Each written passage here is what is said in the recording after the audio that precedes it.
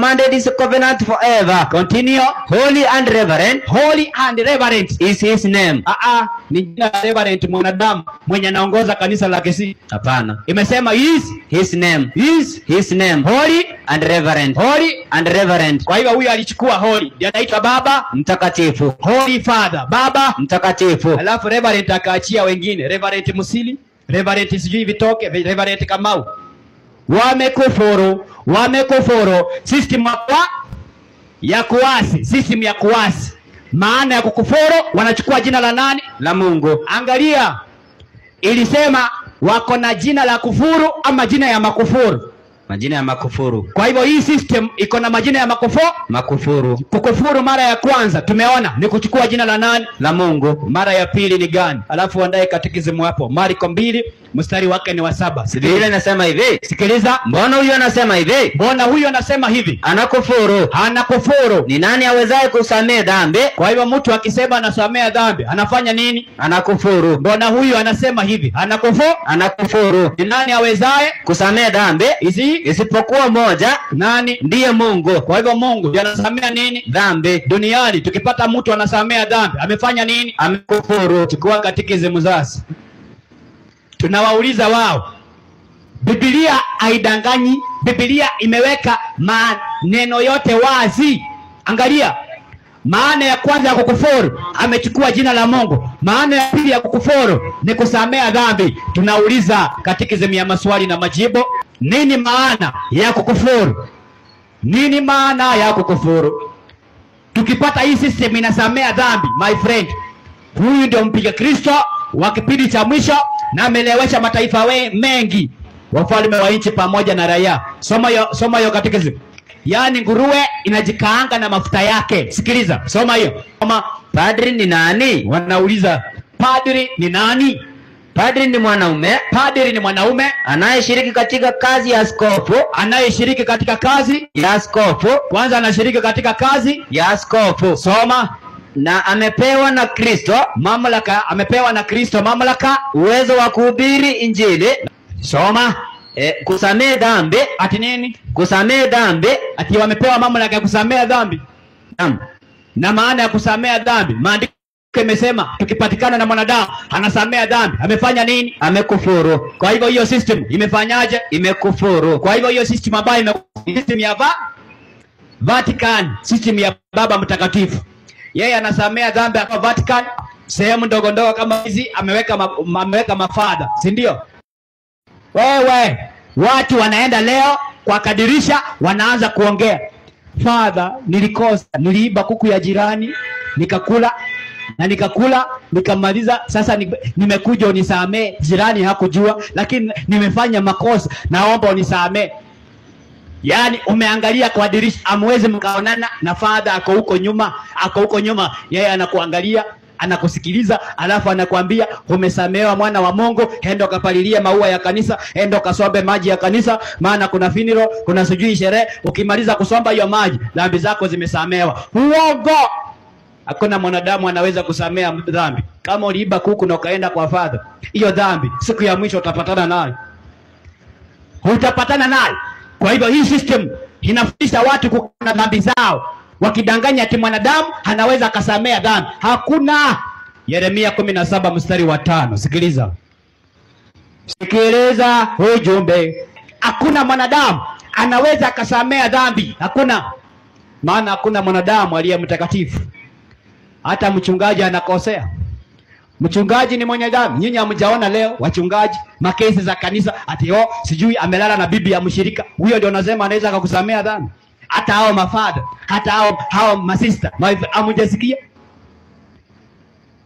Mwanadamu, my friend, hawezi. Ndio maana Mungu hageruhusu mwanadamu hakuwe na mamlaka ya kusamea wanadamu wenzake, maana yeye nayo ni mgonjwa kama wanadamu wenzake. Wanafaa wamtegemee Kristo awape nguvu. Soma hiyo andiko. Bwana asema hivi. Amelaaniwa mtu yule amtegemeaye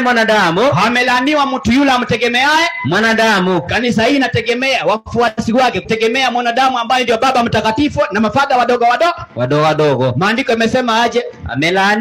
Wamelaaniwa. Mungu akiwa mbinguni anaona Wakatoliki wote wamefanyaje? Wamelaaniwa. Maana wametegemea nani? Mwanadamu. Baba mtakatifu na Mafadha. akifanya makosa anakimbia kwake. Baba nimekosa, nimepiga mtu, naomba unisamee. Enda upalilie maua ya kanisa na dhambi zako zimesamehewa. Wamevaa viatu vya Kristo, wameingia kwa ofisi ya Kristo, wakasema Kristo toka, sisi ndio tunafanya kazi, sisi ndio sasa tunafaa tusamee watu dhambi. My friend, Timotheo wa kwanza 2 mstari wake ni 5. Sikiliza, Kristo peke yake ndiye kuna mamlaka ya kusamea dhambi. Damu iliyomwagika msalabani inaendelea kuwavuta wengi na kuwasamea makosa yao. Huyu hajawahi angikwa msalabani, huyu hajawahi angikwa msalabani. Huyu ni spokesman from devil. Huyu ni spokesman of the devil. Anaondoa watu wasiamini damu iliyomwagika msalabani. Anaondoa watu wasiamini ukweli wa Yesu Kristo uliompeleka msalabani. Huyu anaitwa Antichrist. Atumwekelei. Hata wewe ni shahidi ya kwamba kanisa hili linasamea dhambi watu wakikosea.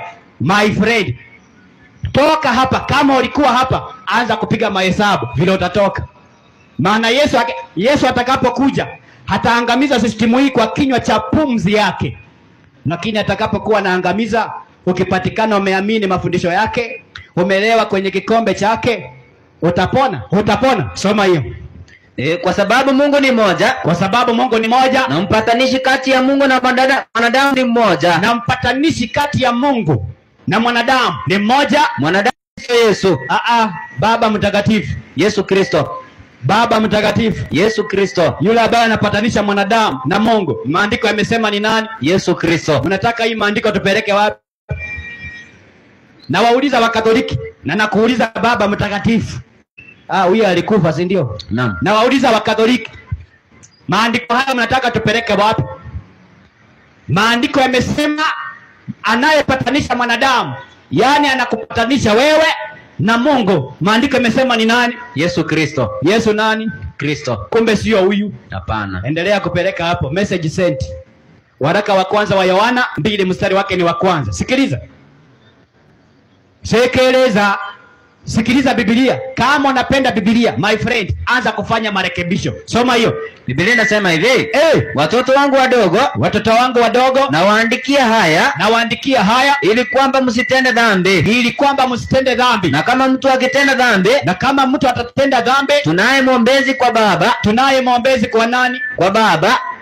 Kwa huyu Baba? Hapana. Si huyu anajiita mwombezi wa dunia hii? Naam. Si ndio? Naam. Nyinyi hamjaona huyu? Maandiko yamesema tukitenda dhambi tunaye mwombezi kwa Baba. Ni nani? Yesu Kristo mwenye haki.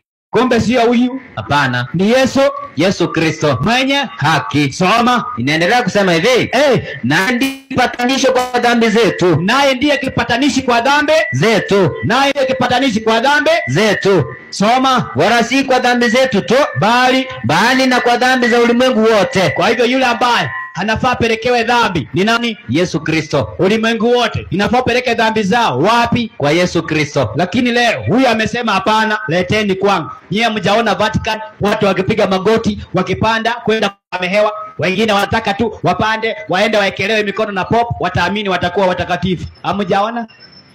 Hamjaona hizo vituko?